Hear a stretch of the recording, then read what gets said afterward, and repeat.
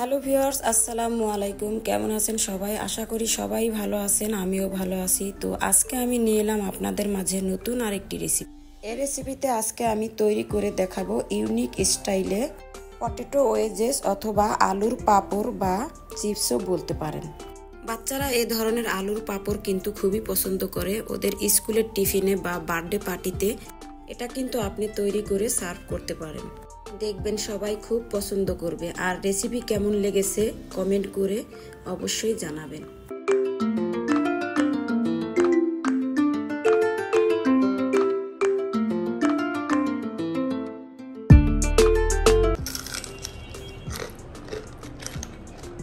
আলুর পাঁপড় তৈরি করার জন্য আলু ছিলে পাতলা করে কেটে নিতে হবে। এরপর ভালোভাবে ধুয়ে পরিষ্কার করে পর্যাপ্ত পানি দিয়ে এবং স্বাদ মতো লবণ দিয়ে ডুবিয়ে রাখতে হবে। এতে করে কি হবে, এই যে আলু এর ভিতরে লবণ ভালোভাবে প্রবেশ করবে এবং আধা ঘন্টা পর্যন্ত পানিতে ডুবিয়ে রাখলে আলু ভালোভাবে সফট হয়ে আসবে, যেটাকে আপনি আপনার মনের মতো শেপ দিতে পারবেন। 20 থেকে 30 মিনিট পর যখন আপনি হাতের মধ্যে আলু এভাবে নিয়ে ফোল্ড করবেন, দেখবেন সহজেই ফোল্ড করা যাবে। সে সময়টাতে আপনি আপনার মনের মতো ডিজাইনে ভাঁজ করে নিতে পারবেন।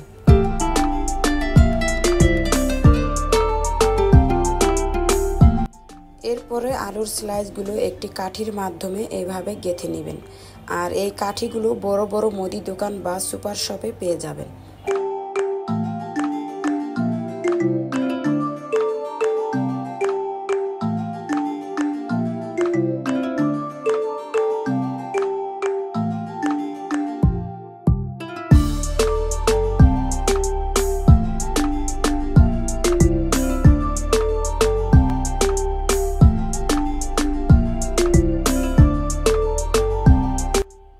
তো আমি আলুর স্লাইসগুলো এইভাবে কাঠির মধ্যে গেঁথে নিয়েছি। আপনারা আপনাদের মন মতো আলুর স্লাইস কাঠিতে গেঁথে নিতে পারবেন।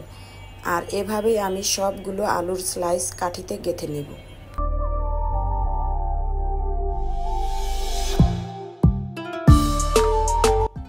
এই তো আমি সবগুলো আলুর স্লাইস এইভাবে কাঠিতে গেঁথে নিয়েছি।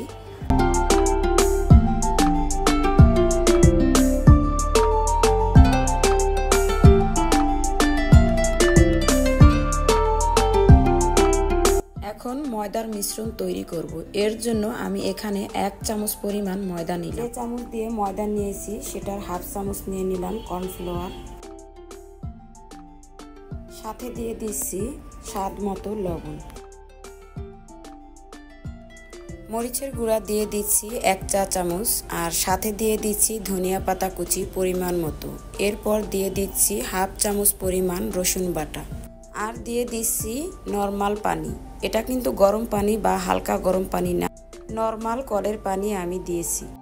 আমি এখানে ডাল তোলা যে চামচ সে চামচ ব্যবহার করেছি, আর এই চামচের মাপে 3 চামচ পানি আমি এখানে ব্যবহার করেছি।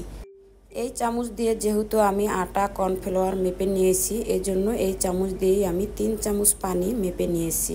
এতে করে এই মিশ্রণটা একদম পারফেক্ট হবে, পাতলাও হবে না ঘনও হবে না। আপনি চাইলে এই চামচের পরিবর্তে কাপ ইউজ করতে পারবেন। সেক্ষেত্রে 1 কাপ ময়দা দিতে হবে এবং হাফ কাপ কর্নফ্লাওয়ার। এখন আলুর উপরে এই ময়দার মিশ্রণটা এভাবে চামচের সাহায্যে আমি দিয়ে দিব। তবে চাইলে আপনি ময়দার মিশ্রণের মধ্যে ডিপ করতে পারবেন, তবে চামচ দিয়ে এভাবে দিলেই সুবিধা। সবগুলো এভাবে দিয়ে কিছুক্ষণের জন্য ঝরিয়ে রাখবো। এতে করে এই যে ময়দার মিশ্রণটা এক্সট্রা রয়েছে সেটা সুন্দরভাবে ঝরে যাবে।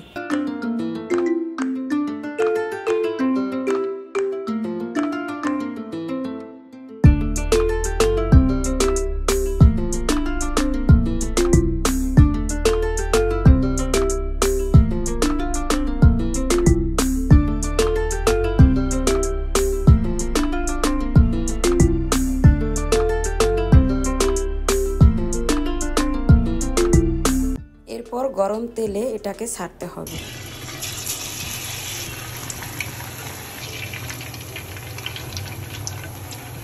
তেলটা মোটামুটি গরম করবেন, হাই আঁচে গরম করার দরকার নেই। মিডিয়াম আঁচে মোটামুটি গরম হলে একটা একটা করে ক্রিস্পি করে ভেজে নেবেন।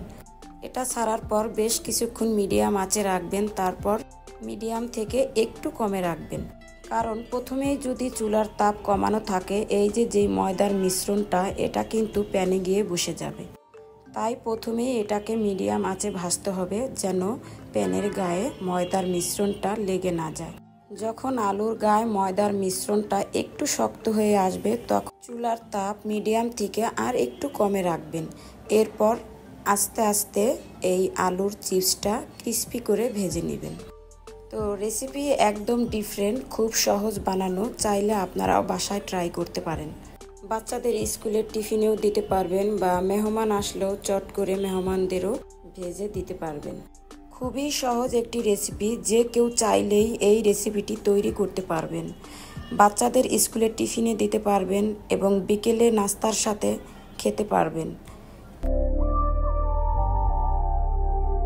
তৈরি হয়ে গেল ইউনিক স্টাইলে সুপার ক্রিস্পি পটেটো ওয়েজেস, অথবা আলুর পাঁপড় বা চিপসও বলতে পারেন। তো আমার এই রেসিপিটি আপনাদের কেমন লেগেছে কমেন্ট করে অবশ্যই বলে যাবেন, আর পাশে থাকা বেল আইকনটি ক্লিক করে দিবেন। নতুন নতুন রেসিপি পেতে চাইলে আমার চ্যানেলটিকে প্লিজ একটি সাবস্ক্রাইব করবেন আর পাশে থাকা বেল আইকনটি ক্লিক করে রাখবেন। এতে করে আমার যত নতুন নতুন ভিডিও আমি আপলোড করব সবার প্রথমে আপনার কাছে নোটিফিকেশন চলে যাবে। আমি এটাকে একটু কামড় দিয়ে দেখিয়ে দিচ্ছি যে এটা কতটা ক্রিস্পি হয়েছে।